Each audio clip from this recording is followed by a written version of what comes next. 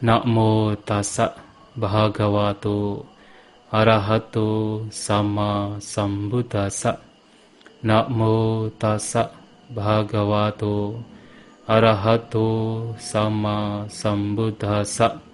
Namo tassa bhagavato arahato sama sambuddhassa.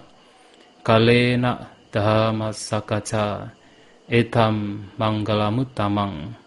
Membahas dhamma pada saat yang sesuai, itulah berkah utama. Yang saya hormati para Romo Ramani yang hadir pada acara malam hari ini, yang berbahagia Bapak, Ibu, Saudara, Saudari sekalian, selamat malam semuanya. Terpujilah Sang Buddha, Namo Buddhaya. Ya, malam hari ini sesuai dengan apa yang telah dijadwalkan, bahwa tema yang akan disampaikan berkaitan dengan patidana atau persembahan leluhur. Mengapa saya membuat tema demikian? Yang tentu tema ini juga diinisiasi oleh panitia, tapi kemudian ada tanda tanya di belakang. Ya, karena kita masih, terkadang umat Buddha masih bingung tentang patidana dan persembahan leluhur. Apakah keduanya sama atau berbeda, ataukah keduanya ini diizinkan oleh Sang Buddha sesuai dengan Dhamma, atau mungkin salah satu saja yang sesuai dengan Dhamma. Nah, mari kita lihat pembahasan ini, kita bersama-sama membahas ini tentu berdasarkan pada kitab suci, baik di Pitaka maupun kitab komentar. Bapak, Ibu, Saudara-saudari sekalian, kalau kita berbicara tentang kehidupan kita semua tahu bahwa kehidupan kita pasti akan berakhir dengan kematian. Dan kematian bukan sesuatu yang aneh. Kematian adalah sesuatu yang wajar karena kita semua tahu. Kita semua tahu bahwa cepat atau lambat kita akan mati, kita akan meninggal. Kita akan meninggalkan kehidupan kita. Tetapi setelah kematian itu masih menjadi misteri. Artinya kita masih bertanya-tanya, apa yang akan terjadi setelah kita meninggal? Setelah kita mati, apa yang akan terjadi? Dan itu menjadi misteri pada hampir semua orang. Nah, misteri tentang apa yang akan terjadi setelah kematian ini kemudian dibahas oleh semua agama, dibahas oleh semua tradisi, oleh semua kepercayaan. Dan pada umumnya, agama-agama besar maupun kepercayaan-kepercayaan dan bahkan kepercayaan yang sifatnya primitif sekalipun pada umumnya percaya bahwa setelah kematian akan ada kehidupan yang baru. Ketika seseorang meninggal, ia akan melanjutkan kehidupannya di alam setelah kematian, di alam lainnya. Nah, itulah kenapa kalau kita perhatikan bahwa ada banyak tradisi yang di sana mengindikasikan bahwa ada sebuah kepercayaan bahwa setelah seseorang meninggal akan melanjutkan kehidupannya di alam kehidupan lainnya. Walaupun itu bukan agama Buddha. Misalnya apa? Kita memperhatikan raja-raja zaman dulu, ada yang punya kepercayaan bahwa setelah meninggal harus melanjutkan kehidupan di alam lain, dan sehingga benda-benda, barang-barang yang berharga setelah ia meninggal, setelah seorang raja meninggal juga ikut dikubur, dengan anggapan di alam lain juga masih bisa menikmati. Bahkan ada beberapa penemuan di mana ketika seorang raja meninggal, kemudian bahkan pelayannya, bahkan selir-selirnya juga ikut dikubur, dengan anggapan bahwa nanti di kehidupan mendatang mereka juga akan masih melayani sang raja. Nah, sehingga di sini banyak kepercayaan agama umumnya percaya beranggapan bahwa setelah kematian akan ada kehidupan yang lain. Dan dari sinilah kemudian berbagai macam upacara, berbagai macam persembahan, berbagai macam hal yang tujuannya adalah untuk memberikan keselamatan, memberikan kedamaian, memberikan yaitu hal yang baik kepada mereka yang telah meninggal, itu dilakukan. Nah, dalam hal ini, dalam agama Buddha juga sama. Dalam agama Buddha kita mengenal istilah patidana, yang artinya adalah pelimpahan jasa. Nah, patidana ini juga sebenarnya diajarkan oleh Sang Buddha, itu atas dasar karena agama Buddha, ajaran Sang Buddha percaya bahwa setelah kematian masih akan ada kelahiran. Setelah seseorang meninggal akan melanjutkan kehidupan di alam lain. Maka muncullah patidana. Dan sebenarnya apa itu patidana? Nah, patidana adalah pelimpahan jasa yang dalam prakteknya seseorang yang masih hidup di alam manusia ini melakukan kebajikan, yang biasanya kebajikan ini kalau zaman Sang Buddha biasanya berdana, walaupun sekarang kita tahu bahwa kebajikan apapun bisa dilimpahkan, tetapi umumnya adalah berdana, melakukan kebajikan dengan berdana, memberikan persembahan kepada orang tertentu atau kepada biku, kepada sangga. Nah, kemudian kebajikan tersebut dilimpahkan untuk sanak keluarga yang telah meninggal dunia. Nah, diceritakan mereka yang meninggal dunia dan terlahir di alam peta, terlahir di alam yang dikenal sebagai, kalau di Indonesia dikenal sebagai alam hantu. Nah, mereka bisa menerima persembahan kebajikan yang keluarga masih hidup ini melakukan. Nah, latar belakang keberadaan patidana di sini dilatar belakangi dengan cerita Raja Bimbisara. Jadi seperti yang kita ketahui bahwa tidak lama setelah Sang Buddha mencapai kebudaan, lantas beliau membabarkan Dhamma kepada Pancawagya, kepada Yasa dan teman-temannya. Dan pada saat Sang Buddha mengirimkan misionaris yang pertama, para bante, para biku untuk membabarkan Dhamma, beliau sendiri pergi ke daerah di mana Kassapa bersaudara yang merupakan para pertapa yang di bawah Raja Bimbisara di daerah Magadha berada. Nah, Kassapa bersaudara ini yang ketiganya memiliki murid 1000, kemudian menjadi para biku, menjadi biku dan mempraktekkan Dhamma di bawah ajaran Sang Buddha. Nah, suatu kali ketika mereka melakukan perjalanan menuju ke Magadha, nah bertemu dengan Raja Bimbisara. Yang sebenarnya Raja Bimbisara ini pernah bertemu dengan Sang Buddha ketika Sang Buddha masih sebagai seorang bodhisattva. Dan pernah, yaitu akan memberikan sebagian kerajaannya untuk Petapa Gotama pada waktu itu sebagai seorang bodhisattva. Nah, bertemu dengan Sang Buddha kemudian mendapatkan Dhamma, mendapatkan wejangan dari Sang Buddha, mencapai kesucian Sotapanna, dan bahkan beserta dengan yaitu banyak pengikut Raja Bimbisara juga mencapai kesucian Sotapanna. Nah, kemudian Raja Bimbisara meminta Sang Buddha dan juga para siswa beliau sangga untuk mendapatkan menerima makanan di keesokan harinya. Nah, Sang Buddha datang ke kerajaan. Nah, pada waktu itu, pada waktu Raja Bimbisara ini memberikan makanan, sebenarnya ada banyak makhluk peta, makhluk yang terlahir di alam peta yang dulu pernah menjadi kerabat Raja Bimbisara yang sudah menunggu bahwasanya nanti ketika Raja Bimbisara memberikan dana makan kepada Sang Buddha dan juga para siswa Sang Buddha, raja ini akan melimpahkan jasa kebajikannya untuk mereka. Tetapi pada waktu itu ternyata tidak. Raja Bimbisara tidak berpikir tentang makhluk-makhluk peta, tentang kerabatnya, leluhurnya sudah meninggal. Nah, pada saat memberikan makanan, bahkan Raja Bimbisara ini berpikir tentang tempat yang cocok bagi Sang Buddha dan para siswanya. Jadi tidak berpikir bahwa persembahan makanan ini dilimpahkan untuk mereka yang telah meninggal dunia. Nah, pada saat itu terjadi dan tidak terpikir untuk melimpahkan jasa kebajikan untuk makhluk-makhluk peta, kerabat yang telah meninggal dunia, nah kemudian para peta ini menjadi marah, tidak suka dengan Raja Bimbisara.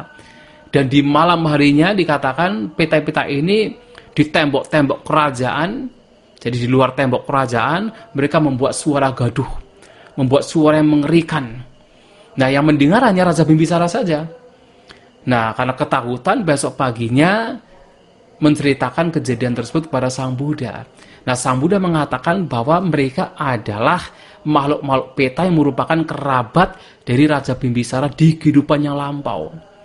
Nah, diceritakan bahwa pada kehidupannya lampau, 92 kapak sebelum Sang Buddha Buddha Gautama mencapai kebudaan, ada seorang Buddha bernama Buddha Pusa. Nah, Buddha Pusa ini merupakan anak raja, seperti Sang Buddha Gautama yang juga anak raja. Nah, menjadi Buddha, nah rajanya ini, ayahanda dari Buddha Pusa ini sangat pelit. Pelit untuk tidak memberikan kesempatan bagi orang lain memberikan dana, persembahan dana kepada orang lain, kepada Buddha. Jadi apa yang dibutuhkan oleh Sang Buddha dan Sangha itu hanya sang raja saja yang boleh untuk memberikan. Maka yang lain-lain tidak boleh. Bahkan anaknya yang 3 lainnya, yang dikatakan sebagai adik-adik Sang Buddha juga tidak diberi kesempatan untuk bisa memberikan persembahan dana kepada Sang Buddha. Maka dikatakan, yaitu para pangeran, 3 pangeran ini yang merupakan adik dari Sang Buddha, Buddha Pusa, kemudian membuat sebuah rencana bagaimana supaya mendapatkan kesempatan untuk memberikan dana kepada Sang Buddha dan para siswa Sang Buddha. Lantas kemudian 3 pangeran ini membuat kekacauan, pura-pura membuat kekacauan yaitu perbatasan kerajaan. Nah, oleh sang raja diminta untuk mendamaikan kekacauan tersebut, untuk meredam kekacauan tersebut. Tetapi 3 pangeran ini mengatakan, kami akan mendamaikan yaitu kekacauan tersebut, meredakan kekacauan tersebut. Tetapi ada permintaan. Kalau bisa meredam, ada permintaan, boleh tidak kami memberikan persembahan dana makanan kepada Sang Buddha dan para siswa beliau selama 7 tahun. Oleh rajanya tidak boleh. Kemudian mereka bargaining, akhirnya diperbolehkan memberikan dana makanan selama 3 bulan ketika Sang Buddha Pusa dan para siswa Sang Buddha, yaitu Sangha, sedang melakukan masa wasa. Seperti sekarang yang sedang kita lakukan para Bante, sedang melakukan atau sudah menghabiskan masa wasa. Nah, kemudian setelah mereka mampu meredakan yaitu kekacauan yang sebenarnya mereka buat sendiri, akhirnya mereka mempunyai kesempatan untuk memberikan persembahan dana makanan kepada Sang Buddha dan para siswanya. Nah, dalam perjalanan memberikan dana makan selama 3 bulan ini, ada orang-orang yang sebenarnya tidak baik, yang punya perilaku yang buruk, juga ikut berada di sana, ikut pura-pura untuk mempersembahkan dana makan. Mereka bekerja di sana pura-pura, tetapi mereka justru mencuri makanan, mencuri dana makanan yang seharusnya dipersembahkan untuk Sang Buddha dan para siswanya. Tetapi dalam persembahan dana makan yang 3 bulan ini juga tidak ada masalah. Tetapi ada beberapa orang yang demikian melakukan kejahatan demikian, mencuri makanan yang seharusnya dipersembahkan untuk Sang Buddha dan Sangha. Nah, sebagai akibatnya, mereka selama berkalpa-kalpa dikatakan terlahir di alam neraka. Nah, kemudian pada zaman yaitu Buddha Kasapa, jadi sebelum Sang Buddha Gautama ada Buddha Kasapa, mereka terlahir sebagai peta. Nah, mereka melihat sendiri, oh ternyata kalau terlahir sebagai peta, kalau keluarga dari peta itu melakukan kebajikan, kemudian dilimpahkan kepada peta, peta itu mendapatkan kebahagiaan. Bahkan ada yang kemudian terlahir di alam surga. Lantas mereka mendatangi yaitu Buddha Kasapa dan bertanya, apakah kami juga bisa mendapatkan patidana, mendapatkan pelimpahan jasa dari keluarga kami? Nah, Buddha Kasapa mengatakan, oh bisa, tetapi tidak sekarang. Nanti suatu saat ketika di masa mendatang, ada muncul seorang Buddha bernama Buddha Gautama, ada salah satu kerabat, yaitu Raja Bimbisara yang nanti akan memberikan patidana kepada kalian semua. Nah, kalian bisa mendapatkan kebahagiaan karena patidana tersebut. Nah, kemudian mereka tunggu, mereka berpikir bahwa wah, walaupun sebenarnya rentang waktu pada zaman Buddha Kasapa dengan Buddha Gautama itu sangat lama, karena Buddha Kasapa ini mempunyai umur sebagai manusia itu dikatakan sampai 20.000 tahun umurnya. Dan itu rentang waktunya dengan manusia berumur rata-rata 100 tahun pada zaman Buddha Gautama itu sangat lama. Tetapi oleh peta-peta ini berpikir itu seperti kalau kita berpikir besok akan mendapatkan makanan yang enak, akan mendapatkan sesuatu yang berharga, padahal rentang waktunya sangat jauh, sangat lama. Nah, kemudian ketika ternyata Buddha Gautama muncul, ya sang Buddha kita muncul, dan Raja Bimbisara juga menjadi penyokong sang Buddha dan memberikan dana makanan, tidak terpikir untuk melimpahkan jasa kebajikan kepada makhluk peta-peta ini, sehingga mereka marah, tidak suka. Dan disitulah kemudian mereka membuat suara-suara gaduh yang menakutkan, yang mengerikan. Nah, Raja Bimbisara menceritakan kepada sang Buddha. Nah, sang Buddha menceritakan kejadian tersebut.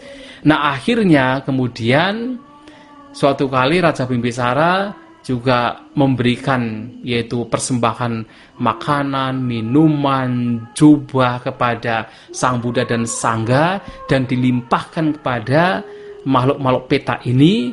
Nah, dikatakan ketika air minum diberikan kepada sang Buddha dan Sangga, makhluk-makhluk peta ini kemudian mendapatkan seperti yaitu kolam yang begitu jernih.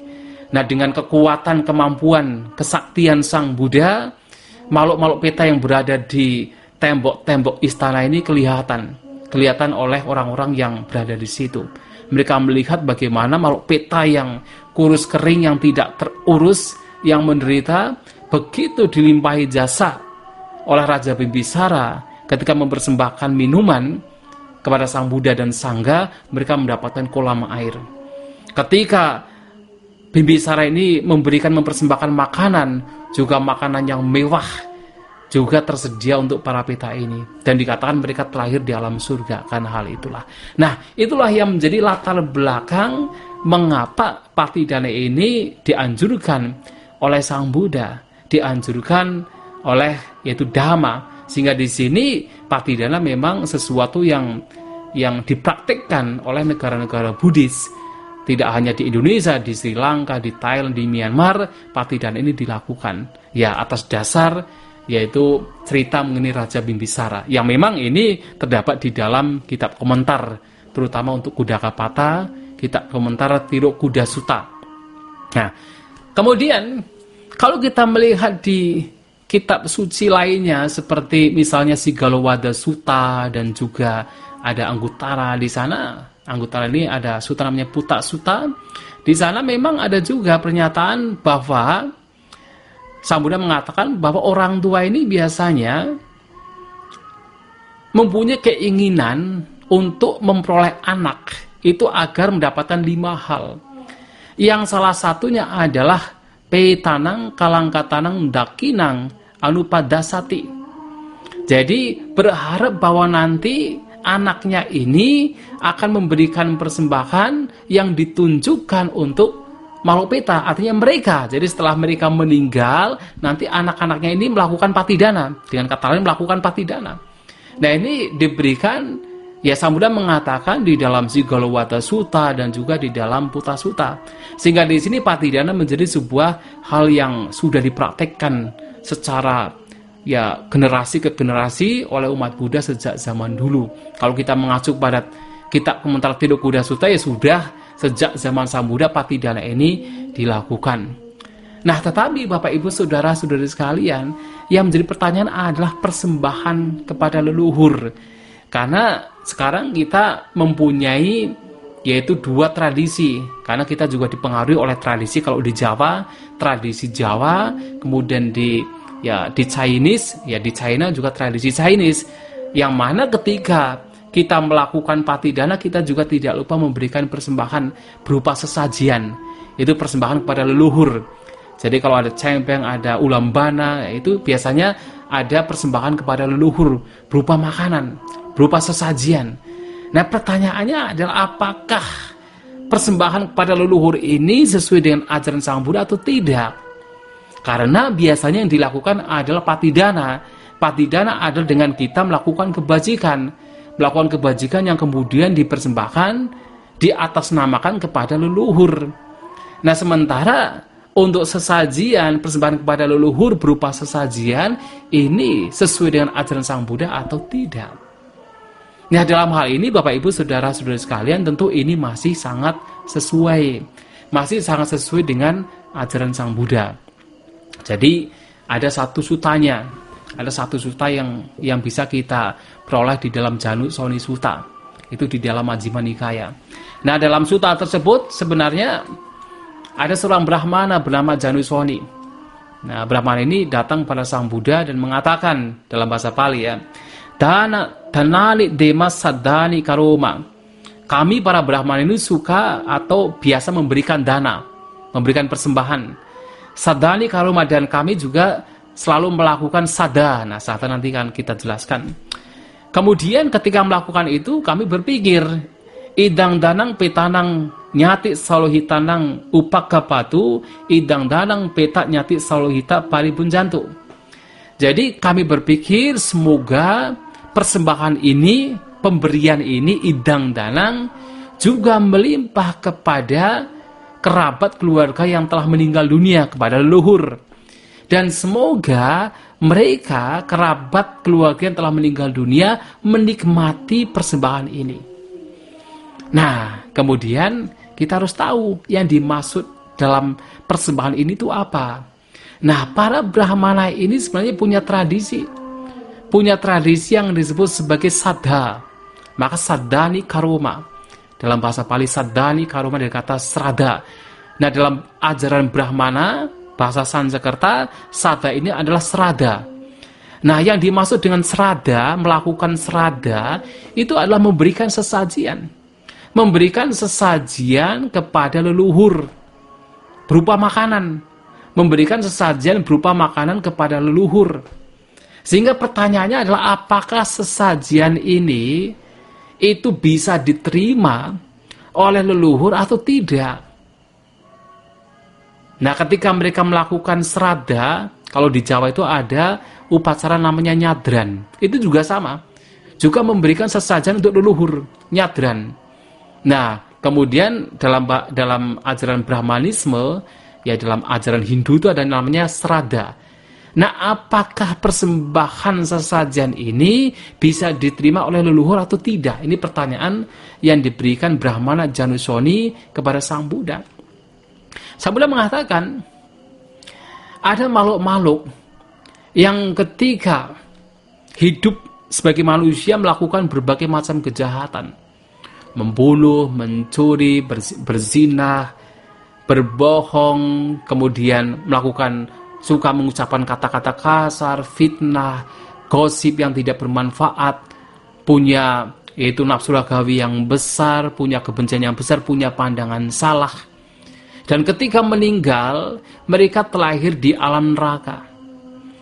Nah, makhluk-makhluk yang makan dari makanan alam neraka ini tidak bisa mendapatkan, tidak bisa menikmati yaitu persembahan ini, tidak bisa menikmati sesajian ini, tidak bisa menikmati dana ini. Artinya mereka tidak bisa menikmati sesajian yang dipersembahkan oleh yaitu manusia.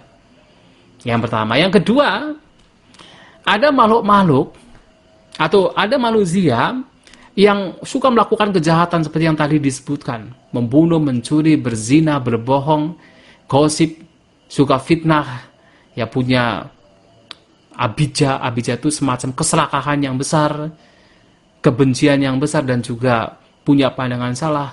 Dan ketika meninggal terlahir di alam binatang.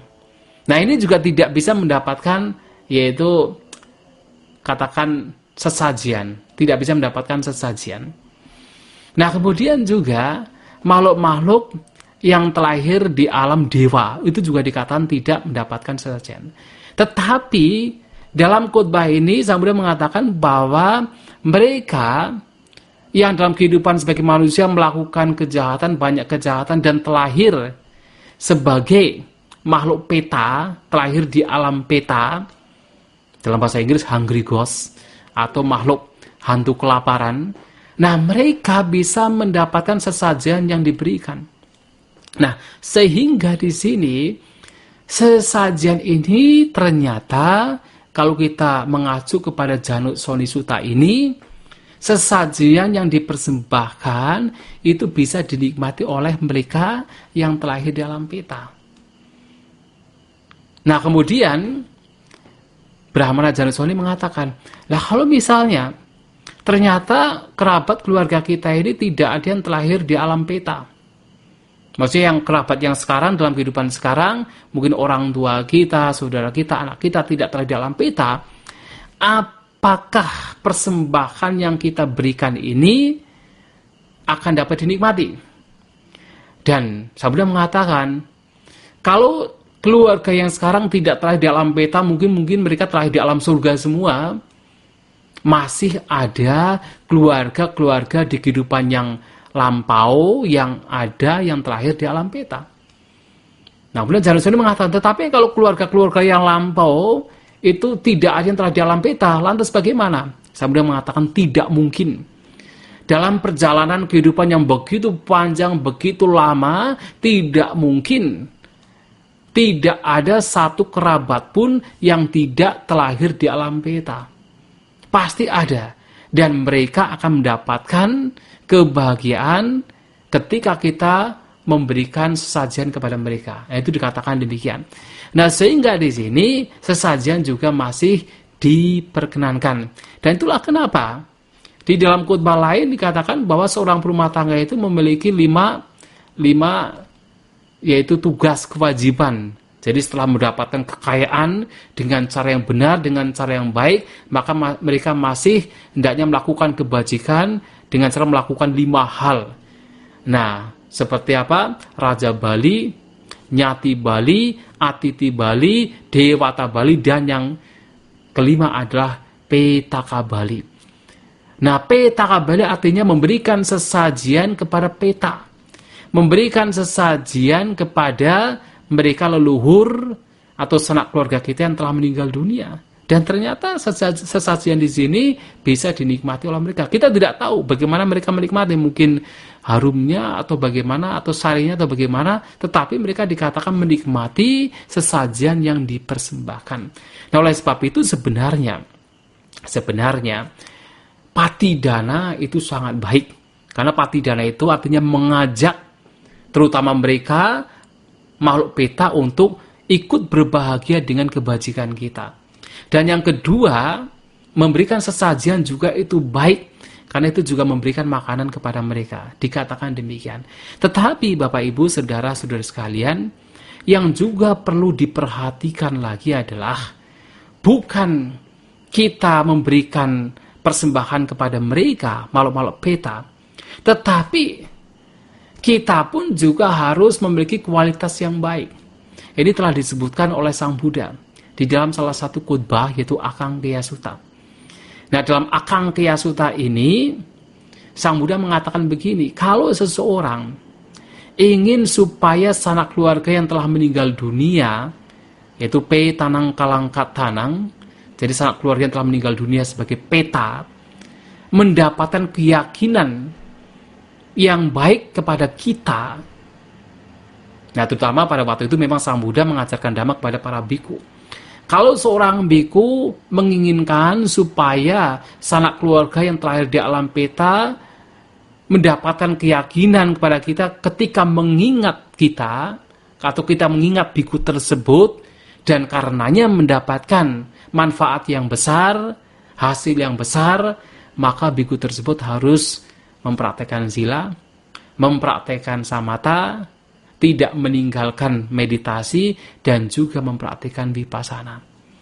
Artinya adalah, pertama penting, makhluk peta pun juga sebenarnya akan bahagia kepada, yaitu yang berbuat kebajikan. Yang pertama adalah ketika yang berbuat kebajikan adalah sanak keluarganya. Seperti kita.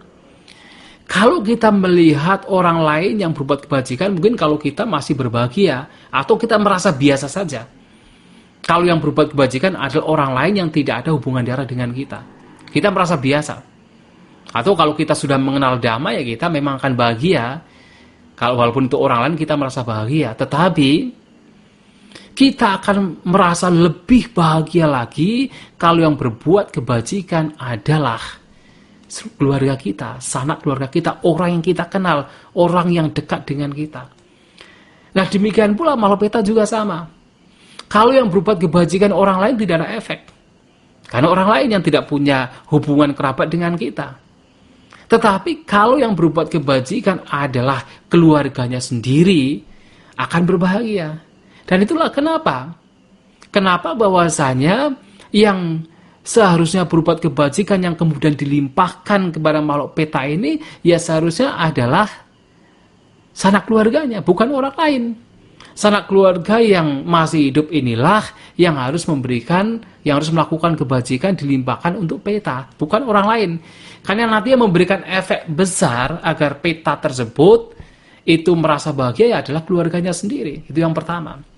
Nah, yang kedua, kalau kita memperhatikan khotbah Akang Gya Sutta, maka sebenarnya makhluk-makhluk peta ini akan lebih berbahagia lagi dengan pikiran yang disebut pasana cita, pikiran yang punya confidence, punya keyakinan terhadap keluarga yang masih hidup, adalah ketika keluarganya ini juga menjaga moral mereka, menjaga praktek dhamma mereka. Nah, artinya apa? Kalau makhluk-makhluk peta ini melihat kok keluarganya itu mempunyai moral yang baik, suka bermeditasi, mempraktekkan samatha, mempraktekkan vipassana, mempraktekkan dhamma dengan baik, mereka akan punya keyakinan.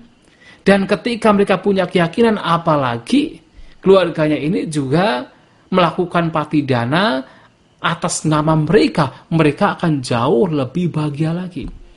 Dan sebenarnya yang membuat mereka itu katakan terbebaskan dari penderitaannya sebagai peta, karena terlahir sebagai peta, adalah pikiran bahagia mereka sendiri. Kalau mereka tidak berbahagia, tidak akan mendapatkan manfaat. Karena mereka berbahagia dengan apa yang dilakukan oleh keluarga, nah, pikiran bahagia mereka itu sendiri yang sebenarnya memberikan, yaitu kebahagiaan kepada mereka, membebaskan mereka dari penderitaan karena terlahir sebagai peta. Nah, oleh sebab itu, kalau sanak keluarganya di sini juga tidak hanya sekedar memberi, mungkin setahun sekali kemudian kalau pas ada acara ulambana kemudian melakukan patidana, tidak hanya demikian. Tetapi bagaimana dalam kehidupan sehari-hari juga berusaha untuk mempraktekkan dhamma dengan baik, mempraktekkan sila, meditasi, suka berdana, mempraktekkan dhamma dengan baik, sehingga sanak keluarga yang telah meninggal dunia mengetahui kita menjaga kemoralan kita, menjaga yaitu dhamma yang kita praktekkan, mereka akan lebih punya sada, punya kepercayaan, punya keyakinan. Dan itu yang akan jauh lebih membantu mereka.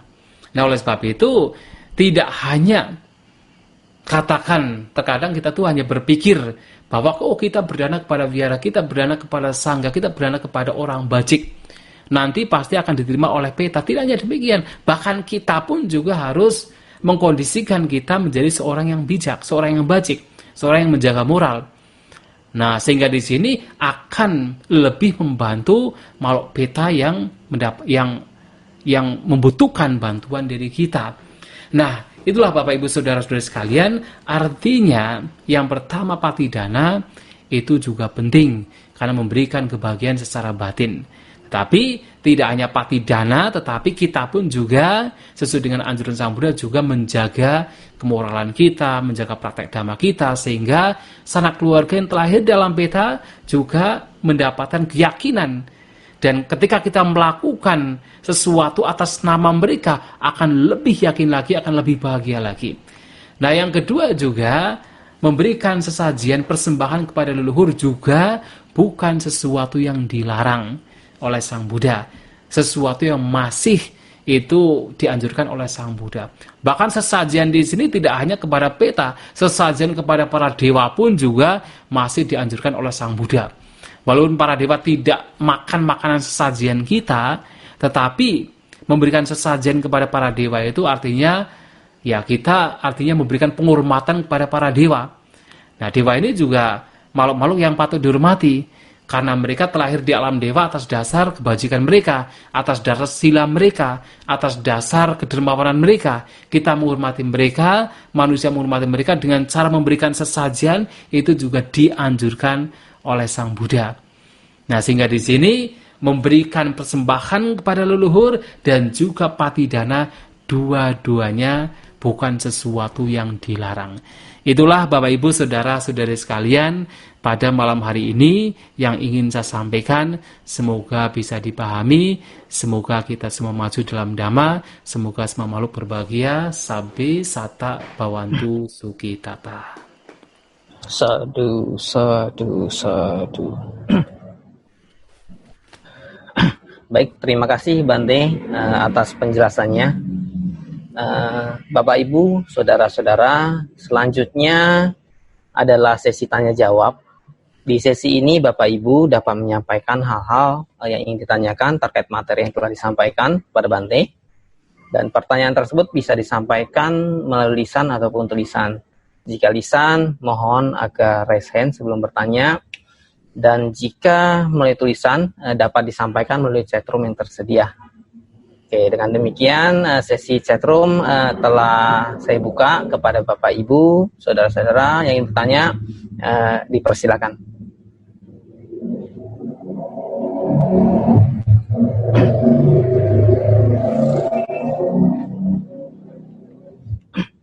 Malam Bante. Ya. Sambil menunggu pertanyaan, mungkin saya bertanya dulu, Bante. Oh iya, silakan. Tadi dikatakan hanya makhluk dari alam peta yang bisa menerima jasa, Bante. Kenapa demikian, Bante? Ya, itu oleh Sang Buddha dikatakan bahwa makhluk-makhluk ini memang mendapatkan makanan dari itu. Makanan dari persembahan sesajen yang diberikan oleh manusia. Itu di dalam, yaitu Janusoni Sutta. Nah, mereka karena mendapatkan makanan dari, memang makanan mereka itu dari situ, maka ketika memang diberi sesajian persembahan, mereka bisa menikmatinya. Itu dalam khotbah tersebut. Tetapi kalau yang lain tidak bisa. Jadi seperti misalnya makhluk dari alam neraka tidak bisa, makanan mereka berbeda. Kemudian juga makhluk binatang juga caranya juga berbeda. Dan yang dewa juga berbeda. Makanya kalau dewa pun walaupun sesajian, itu namanya Dewata Bali, yaitu sesajian kepada para dewa ini juga oleh Sang Buddha dianjurkan, artinya tidak dilarang bagi para berumah tangga untuk melakukan, ya, walaupun mereka tidak makan makanan dari sesajian, tetapi karena itu atas dasar yaitu respect, hormat, atau katakan ya mengakui keberadaan mereka bahwa mereka itu ada, yaitu itu masih dianjurkan oleh Sang Buddha. Nah, itu mengapa demikian? Mengapa hanya makhluk peta yang bisa mendapatkan sesajian dari, yaitu sada atau serada dalam bahasa Sanskerta yang dilakukan oleh kaum Brahmana. Ya, demikian ya. Baik, Bante. Ya. Oke, sambil menunggu lagi, Bante. Tadi, Ya. ini sudah ada yang bertanya, Bante, melalui chatroom. Yang pertama dari Ibu Kartini Kwan. Oke, saya bacakan nih, Bante. Malam, Bante, ada 3 pertanyaan dari saya. Yang pertama, apakah dibutuhkan frekuensi gelombang yang sama dengan para makhluk peta sehingga patidana bisa diterima? Yang kedua, jika semasa hidupnya menjadi seorang samana, apakah bisa terlahir di alam tidak bahagia? Kemudian yang ketiga, bolehkah Bante memberikan contoh kalimat doa saat pelimpahan jasa? Terima kasih, Bante. Mungkin ini dulu, Bante. Silakan, Iya. Bante. Ya, tentu gelombang yang sama di sini lebih mengacu kepada, ya itu dibutuhkan gelombang yang sama, tetapi lebih mengacu kepada bahwa mereka itu sanak keluarga kita. Artinya bukan sanak keluarga yang lain. Jadi sanak keluarga kita. Bahwa yang meninggal dunia adalah sanak keluarga kita dan kita tuh melimpahkan jasa kepada mereka. Atau sanak keluarga kita yang meninggal di alam peta, di alam yaitu hantu kelaparan ini, itu dilimpahi jasa oleh sanak keluarga mereka, bukan kita. tapi sanak keluarga mereka. Nah, seperti yang tadi saya sebutkan bahwasanya kalau yang melimpahkan jasa itu sanak keluarga yang lain, itu tidak ada efek karena tidak ada kelekatan. Seperti kita, kalau kita melihat orang lain yang berbuat kebajikan, ya mungkin biasa saja. Tetapi kalau yang membuat kebajikan adalah keluarga kita, orang yang dekat dengan kita, nah di situ kita akan merasa dampaknya, kita akan ikut bahagia. Nah, jadi gelombang yang sama ini lebih mengacu kepada karena sanak keluarga masih punya kerabat. Kalau sudah tidak punya kerabat, ya tidak bisa. Itu sulit untuk bisa berbahagia. Ya, demikiannya. Kemudian yang kedua, apakah setelah menjadi samana, semasa dia jadi samana itu bisa terlahir di alam yang tidak? Oh, sangat bisa. Jadi walaupun sudah menjadi seorang biku, seorang sanmera, kalau misalnya melakukan berbagai kejahatan, ya masih bisa terlahir di alam menderita. Banyak contohnya pada zaman Sang Buddha. Contoh yang paling terkenal ya seperti misalnya Devadatta. Ya, Devadatta ini seorang biku yang sebenarnya awalnya itu punya sila yang baik, bahkan bisa mencapai pencapaian jhana. Tetapi dia melakukan kejahatan. Jadi ingin menjadi pemimpin sangga, bahkan sampai melukai Sang Buddha, memecah belah sangga. Nah, sehingga karena kejahatannya bahkan dia terlahir di alam neraka dan sangat lama di alam neraka. Atau dalam cerita lain ada juga seorang biku yang dia itu mendapatkan jubah yang baru, jubah yang bagus. Nah, ketika dia sedang suka-sukanya dengan jubahnya, melekat dengan jubahnya, malah dia meninggal. Ketika dia meninggal, dia terlahir sebagai kutu jubah. Ya, itu walaupun hanya 1 minggu, tetapi sebagai kutu jubah. Nah, kalau kita melihat khotbah-khotbah lain seperti ada satu, yaitu Samyutta Nikaya. Itu di dalam Samyutta Nikaya, itu namanya Lakkhana Samyutta.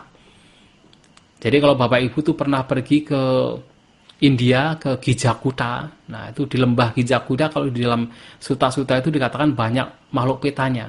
Di lembah Gijakuta. Nah, lembah-lembah yang kalau dekat Rajagaha, dekat Wiluwana, kita akan naik ke Gijakuta, perbukitan. Lembahnya itu dikatakan banyak makhluk petanya. Nah, di sana Bhante Mahamoggallana dengan Bhante Mahalakkhana, nah ketika berpindah patah, pas di lembah biasanya Bhante Mahamoggallana melihat peta. Nah, ternyata ada beberapa peta yang itu seperti berpakaian seperti biku dan juga samanera. Tetapi jubahnya itu terbakar.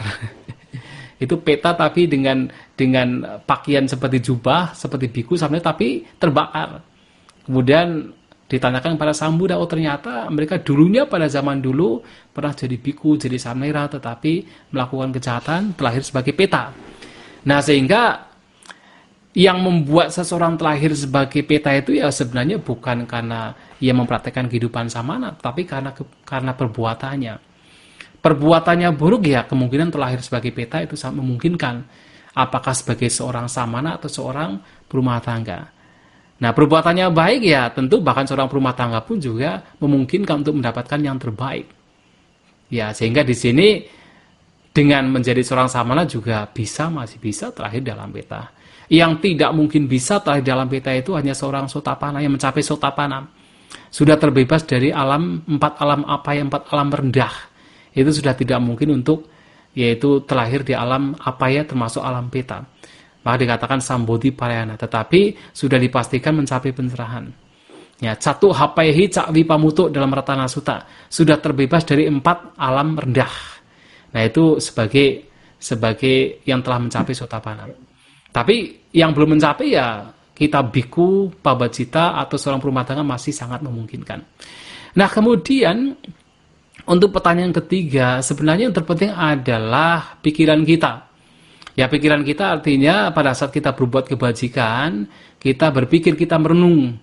Semoga kebajikan yang saya lakukan dengan misalnya berdana kepada sangga, kepada vihara, kepada panti jombo, kepada yang membutuhkan, semoga juga melimpah kepada sanak keluarga yang telah meninggal dunia. Semoga mereka berbahagia dimanapun mereka berada. Nah, kalau memang menggunakan nama yang asli, yaitu ya juga silakan. Tetapi kalau dilimpahkan kepada siapapun sanak keluarga yang telah meninggal dunia, yaitu juga baik. Itu bisa dilakukan. Tetapi intinya adalah pikiran kita. Kalau dalam bahasa Pali ya nyatinang sukita hontu hontu nyatayo. Jadi semoga kebajikan idangme nyatinang hotu sukita hontu nyatayo ya. Jadi semoga kebajikan ini melimpah kepada sanak keluarga yang telah meninggal dunia, semoga mereka berbahagia. Itu dalam bahasa Pali, tetapi yang terpenting bukan bahasa Palinya, terpenting adalah pikiran kita. Kita mengetahui, memahami apa yang kita lakukan. Nah, dengan demikian ya itu sudah merupakan pelimpahan jasa. Jadi intinya adalah kita ya merenungkan semoga kebajikan yang saya lakukan apapun itu. Misalnya kalau habis berdana semoga kebajikan yaitu berdana yang saya lakukan kepada sangga, kepada siapa saja, semoga melimpah kepada keluarga yang telah meninggal dunia. Semoga mereka berbahagia. Itu yang dilakukan oleh kita saat melimpahkan jasa kebajikan kita. Ya demikian ya. Semoga bisa dipahami. Baik, iya. Untuk Bu Kartini cukup jelas ya, saya pikir ya. Baik. Berikutnya ada pertanyaan. Ini disampaikan melalui chat private. Saat kita merasakan ada makhluk peta di dekat kita, tindakan apa yang sebaiknya kita lakukan? Demikian Bante pertanyaannya. Ya kalau memang merasa yakin ya, karena kan kadang-kadang itu perasaan kita sendiri kan, kita merasa ada merinding sedikit kemudian disangkut pautkan dengan peta atau apa gitu kan. Tetapi kalau memang yakin bahwa itu adalah peta, itu adalah makhluk halus ya yang penting kita betul-betul dalam batin kita tidak punya permusuhan, kita tidak punya kebencian, tidak ada yaitu pikiran buruk kepada mereka. Ya kalau kita sudah yakin demikian, kemudian kita mengatakan semoga mereka berbahagia, itu sudah cukup. Dan kalau memang kita misalnya melimpahkan jasa kebajikan dengan cara merenungkan semoga apapun kebajikan yang saya lakukan pada hari ini, semoga juga melimpah kepada mereka, semoga mereka berbahagia, itu juga baik. Tetapi intinya adalah dalam kita melakukan apapun, kita misalnya pergi ke suatu tempat, kemudian kita merasa seperti merinding, bulu kuduk merinding, atau merasa mungkin yakin ada makhluk-makhluk yang tidak kelihatan sedang berada di sekitar kita, dan kita di situ yakin bahwa tidak ada kebencian, tidak ada permusuhan, itu sudah cukup. Maka dari itu kalau kita melihat dalam cerita Buddhis, ya cerita mengenai Karanyamita Sutta itu kan sebenarnya yang terpenting adalah kita mempunyai pikiran cinta kasih. Ketika berada di hutan, berada di tempat yang konon angker, kita memiliki cinta kasih, tidak ada kebencian, itu sudah cukup. Dan itu menjadi sebuah tradisi. Sejak zaman dulu, zaman Sang Buddha sampai sekarang, biasanya kalau para bhikkhu itu pergi ke suatu tempat yang baru, tempat yang boleh dikatakan yang baru datang ke sana, biasanya sebelum bermeditasi, itu baik, anjurannya adalah baik untuk mengembangkan cinta kasih. Jadi memancarkan cinta kasih pada mereka. Agar untuk selanjutnya, itu kalaupun ada makhluk-makhluk yang tidak kelihatan di situ, mereka tidak akan mengganggu. Nah itu yang bisa kita lakukan. Ya. Demikian. Baik Bante, saya rasa itu cukup jelas. Ya. Ada beberapa pertanyaan, jadi ada saudara Darwis juga bertanya, kemudian ada, tapi sebelumnya Fiona saudari seperti ini Bante, Fiona Charlotte ya, Resen ingin bertanya mungkin. Selamat malam Bante. Silakan. Ya, selamat malam. Saya punya 2 pertanyaan. Yang pertama, Bante, apakah kalau asura bisa menerima jasa kebajikan?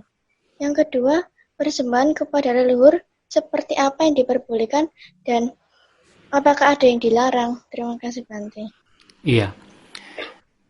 Kalau makhluk asura itu kan sebenarnya ada 2. Asura itu ada 2 jenis. Asura yang adalah sebenarnya dewa.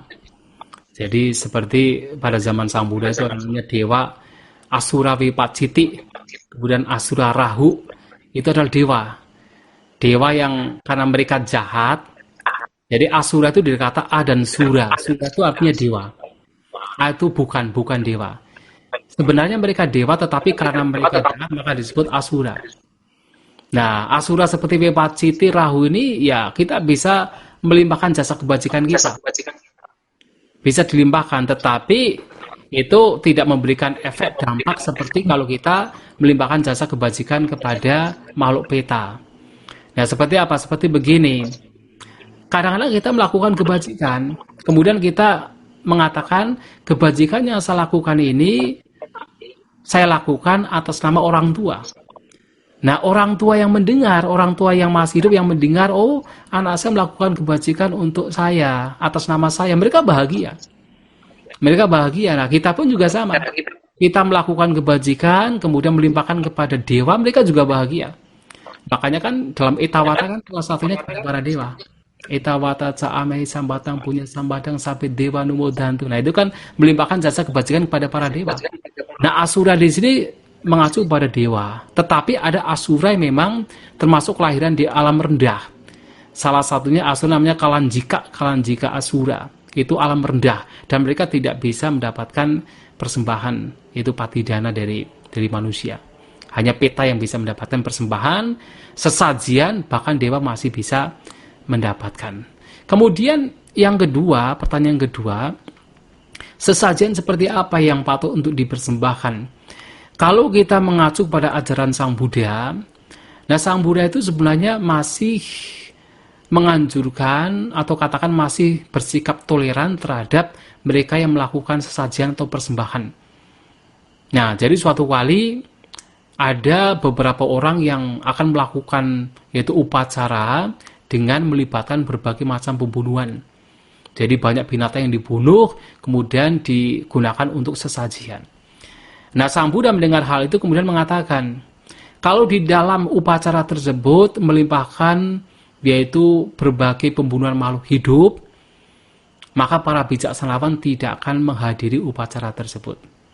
Artinya tidak akan hadir di situ. Artinya dengan kata lain itu tidak diperkenankan. Tetapi kalau dalam upacara tersebut ternyata tidak melibatkan pembunuhan makhluk hidup, bahkan para bijaksanawan masih bisa menghadiri upacara tersebut. Nah, dari sini kita bisa menengarai, bisa mengatakan, menyimpulkan bahwa kalau dalam persembahan sesajen itu tidak melibatkan pembunuhan makhluk hidup, ya itu baik. Maka kalau kita misalnya membuat sebuah persembahan, sesajian, baik kalau kita tidak kemudian membunuh. Tidak kemudian membunuh ayam, membunuh kambing, sapi, membunuh babi, tidak. Kalau memang kita merasa kok tidak nyaman karena biasanya kita itu mempersembahkan daging, ya cobalah untuk menggantinya dengan misalnya membeli daging yang sudah ada. Tapi tidak perlu order. Tidak perlu kemudian kita ke tempat penjakalan kemudian mengatakan besok siapkannya dua kambing, tidak perlu. Kita datang ke sana kalau sudah ada sudah dibeli. Nah, untuk persembahan sesajian itu masih oke karena tidak membunuh. Tetapi kalau misalnya sesajen di sini kok tidak ada, yaitu melibatkan pembunuhan, itu yang justru dianjurkan oleh Sang Buddha. Bahkan dikatakan, kalau di dalam sesajen tersebut tidak melibatkan pembunuhan, bahkan para dewa pun juga turut berbahagia. Jadi terkadang di tempat-tempat tertentu, kita terbiasa misalnya melakukan sesajen dengan membunuh. Nah, dengan berpikir bahwa sing baurekso atau katakan ada makhluk-makhluk penjaga kampung misalnya yang mereka memang akan menerima kalau misalnya kita membunuh hewan tertentu. Misalnya di kampung saya dulu itu setiap suro itu pasti melakukan upacara kurban tumbal dengan membunuh kambing tertentu, namanya kambing kendit. Kambing kendit itu kambing yang tengahnya itu warnanya hitam, tengahnya putih atau sebaliknya. Jadi semuanya putih, tengahnya hitam. Itu yang dijagal. Nah, itu sebenarnya tidak sesuai dengan ajaran Sang Buddha. Nah, Sang Buddha mengatakan ya, justru kalau dalam persembahan itu tidak melibatkan pembunuhan makhluk hidup, maka mereka, para dewa juga ikut berbahagia. Nah, sehingga persembahan yang apa? Ya, kita bisa memberikan persembahan yang sesuai. Kalau misalnya sesajian ya, kita pasang dupa, pasang bunga, ya. Dupa, bunga, wewangian. Mungkin kalau makanan seperti ya susu, kopi, teh, nah itu masih oke, masih diperbolehkan. Ya, demikian ya.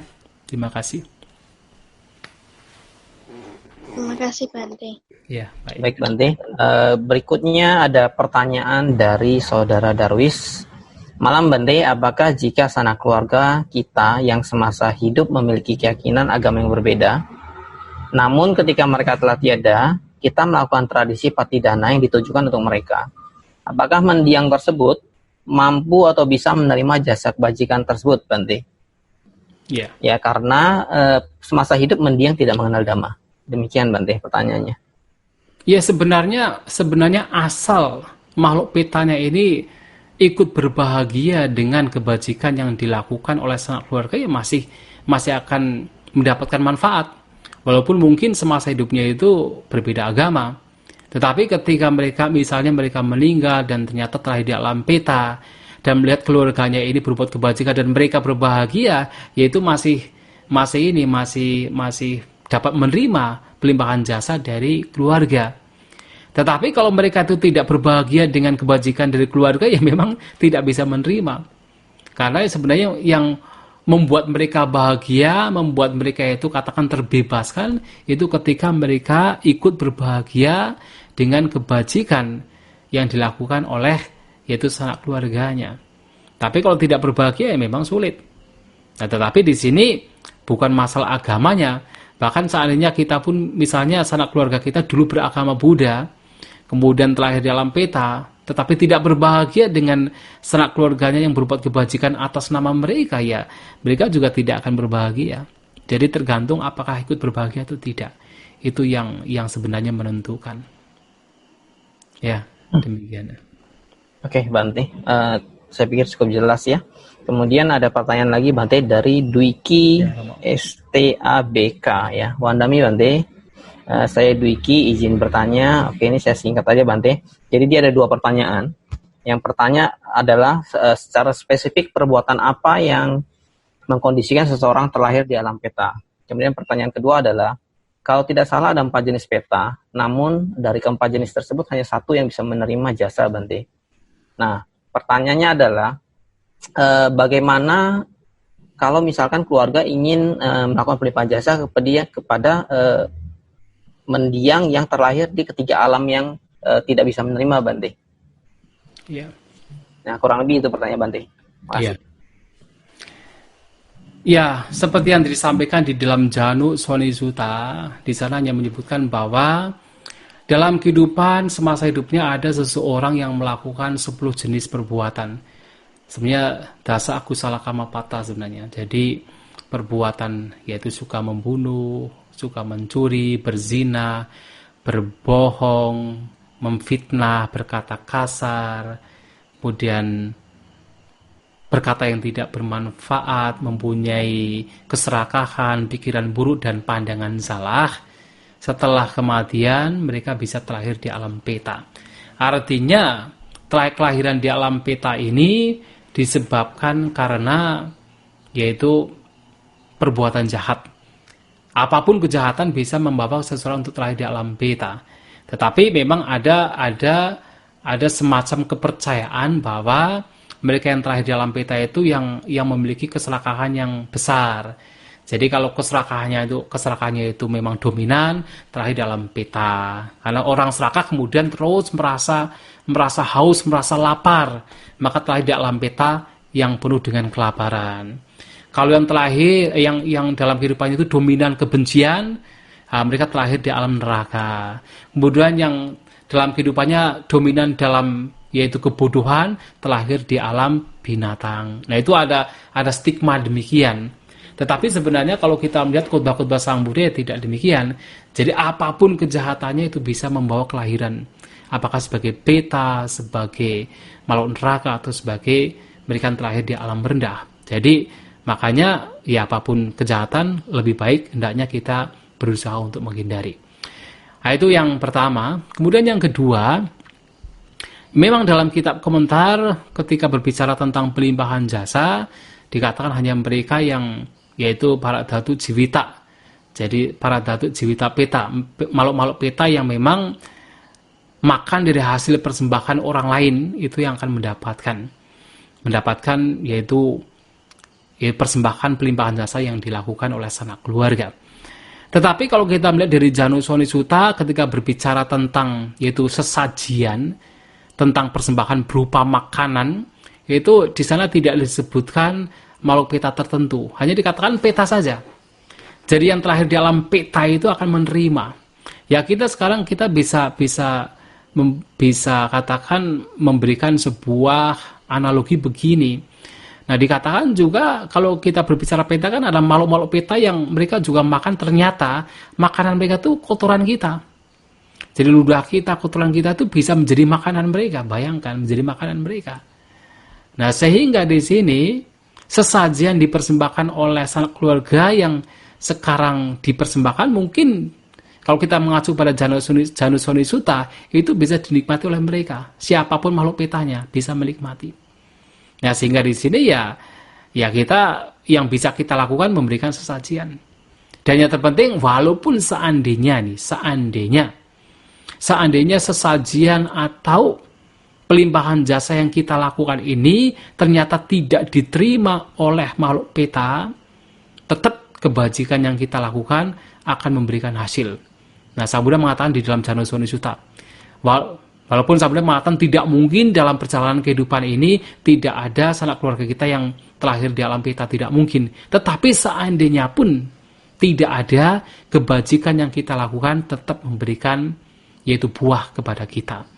Nah, sehingga di sini ya sebenarnya kita pun tidak tahu kan, kita mengatakan bagaimana kita menyelamatkan mereka. Kita pun tidak tahu siapa-siapa yang terlahir di alam peta, siapa-siapa terlahir di alam peta yang memang para dhatu jivita, siapa-siapa yang terlahir di alam peta yang bukan para dhatu jivita. Kita tidak tahu. Tapi yang terpenting adalah sekarang kita melakukan apa yang terbaik untuk mereka. Ya, kalau mereka sudah terlahir di alam surga, oh bagus sekali. Kalaupun misalnya sudah di alam surga, kita melakukan kebajikan dan kebajikan kita tidak diterima mereka karena sudah terlahir di alam surga, tetap kebajikan kita akan memberikan buah kepada kita sesuai dengan hukum karmanya. Ya, demikian Saudara Dwiki, terima kasih. Ya, Saudara Dwiki, apakah sudah cukup jelas? Saya pikir sudah cukup jelas ya. Oke, kemudian sambil menunggu pertanyaan Bante, Ya. Apakah hanya sanak keluarga Bante? Karena kalau kita berbicara mengenai sanak keluarga kan agak perspektifnya apa dari hubungan darah. Kemudian apakah dari misalkan dibesarkan walaupun tidak ada hubungan darah. Demikian Bante. Iya. Atau misalnya saya punya teman yang dekat sekali gitu ya, tapi tidak ada hubungan keluarga. Apakah saya bisa atau tidak bisa melimpahkan jasa ke teman tersebut gitu? Iya. Makasih Bante. Ya, kalau kita melihat dari istilah nyati saluhitanang itu memang yang berhubungan darah. Tetapi harus diingat juga. Sebenarnya hubungan darah tidak hanya dalam kehidupan sekarang. Dalam kehidupan yang lampau, kita juga sudah pernah berhubungan darah kepada makhluk-makhluk lain. Nah, bahkan Sang Buddha mengatakan bahwa ketika kita melihat seperti manusia yang sekarang kita ini hidup bersama, sangat sulit untuk menemukan manusia yang belum pernah punya hubungan darah dengan kita di masa lampau. Sangat sulit untuk menemukan orang yang tidak punya hubungan darah, punya hubungan kerabat dengan kita di masa lampau. Jadi, seperti saya dengan Saudara Dian Cahyadi, dengan siapapun yang ada di sini, ya sesuai dengan apa yang disabdakan Sang Buddha, walaupun sekarang tidak punya hubungan darah, tetapi dalam kehidupan yang lampau pernah punya hubungan keluarga. Apakah sebagai anak, sebagai orang tua, sebagai pasangan, dan sebagainya, itu pernah punya hubungan darah. Sehingga kalau kita itu punya kekerabatan yang kuat dengan seseorang, bisa juga. Karena kemelekatan itulah yang membawa orang tersebut datang kepada kita. Nah, misalnya kita punya teman itu melekat dengan kita, walaupun tidak punya hubungan darah dalam kehidupan sekarang, mungkin dalam kehidupannya lampau itu sudah punya hubungan darah.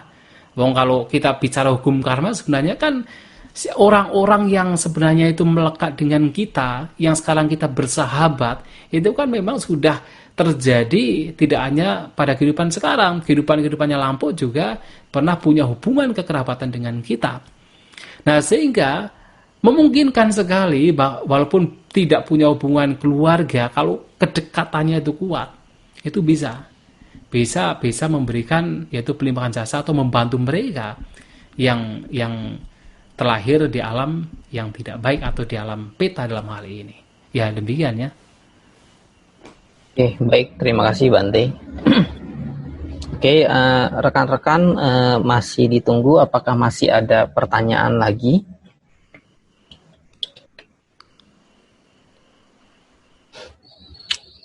Oke, baik. Rasanya cukup ya. Ya, Tidak ada pertanyaan lagi, Bante. ya baik. Ya, berikutnya saya coba simpulkan, Bante. Mohon dikoreksi kalau misalnya ada kesalahan nanti, Bante. Ya, baik. Oke,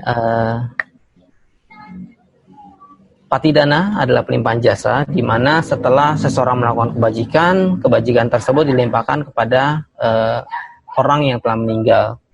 Patidana ini dianjurkan oleh Sang Buddha dan dilatar belakangi oleh kisah Raja Bimbisara, Bante. Nah, kemudian yang bisa menerima kebajikan dari patidana ini adalah makhluk-makhluk dari alam peta atau hantu kelaparan yang merupakan sanak keluarga atau masih ada ikatan dalam konteks kehidupan sekarang maupun kehidupan yang lalu, Bante. Kemudian makhluk di alam peta tersebut akan berbahagia setelah menerima jasa atau mengetahui ada sanak keluarganya yang melimpahkan jasa kepadanya. Dan kebahagiaan inilah yang merupakan kebajikan yang akan membantu makhluk peta tersebut.